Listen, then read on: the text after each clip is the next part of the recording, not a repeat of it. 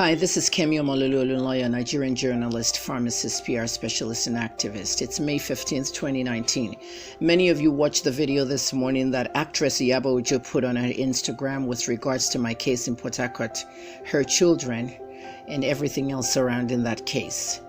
The bottom line is that for so many years now, which is about 2 years, going on 3, I have always found out that Iyabo Ojo's phone sent that news tip to me.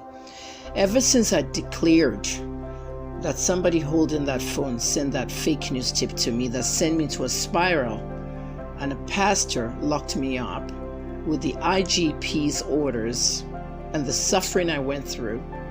I was in SARS, I watched people executed. I was in prison, I watched people killed. I saw a lot in my life that has traumatized me. I have been more than nice to Iyabo Ojo by telling her to apologize on behalf of whoever sent that to me from her NGO phone. She's still busy on Instagram, telling the world that she never registered her NGO under her PA's name. Iyabo, it's not your PA's number. It's your NGO's number that sent me the news tip, the fake news tip. Have you not figured it out that your PA that you are estranged from, who stole from you allegedly, who's on the run allegedly, could be the one that sent me that letter?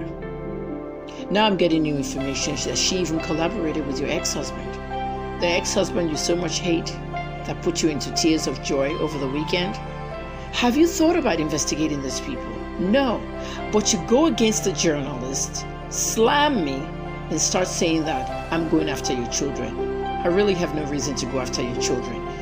The contents of that letter is so damaging to you, your career, your livelihood. It is 8 pages. On screenshots it's 11, but printed it's 8 pages.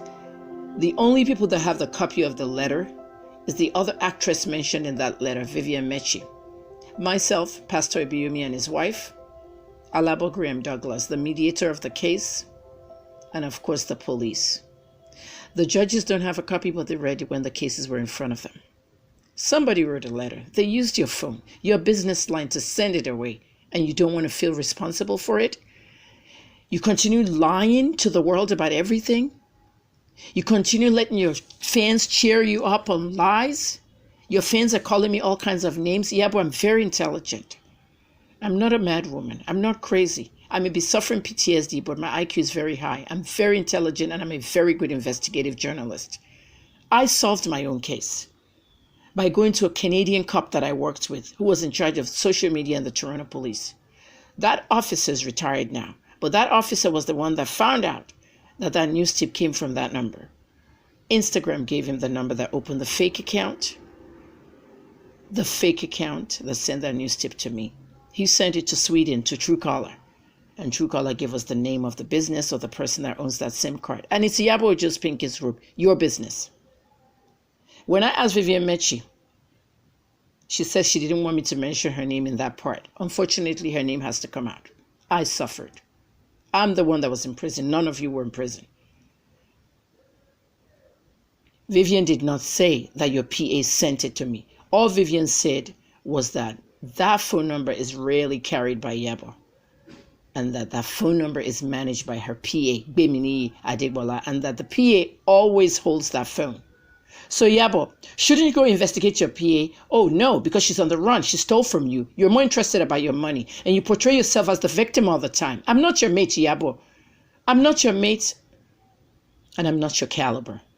As far as I'm concerned, degrees is not everything, but I know I'm more educated than you. I don't know what you studied in university or school.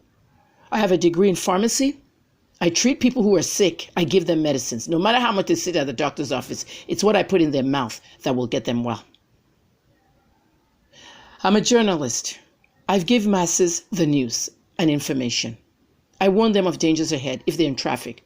I warn them of dangers if terrorism are out there. Terrorists are out there, or armed robbers, or something happening on the other side of the world, or there's a plane crash or something.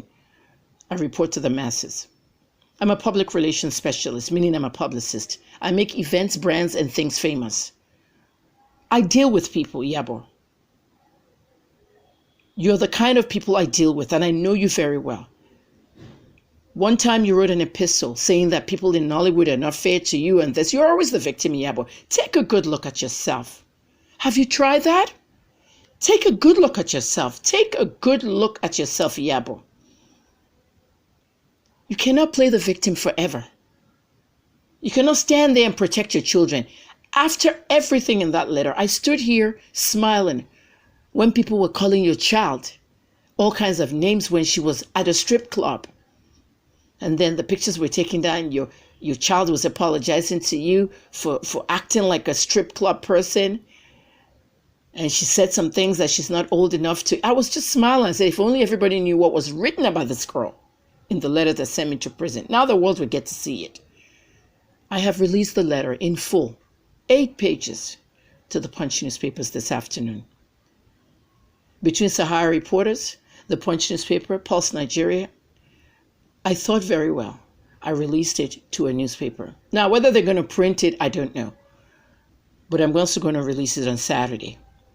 I did an interview with the Punch, and hopefully you'll be able to read it. But there's not much left other than what I've told you on this report.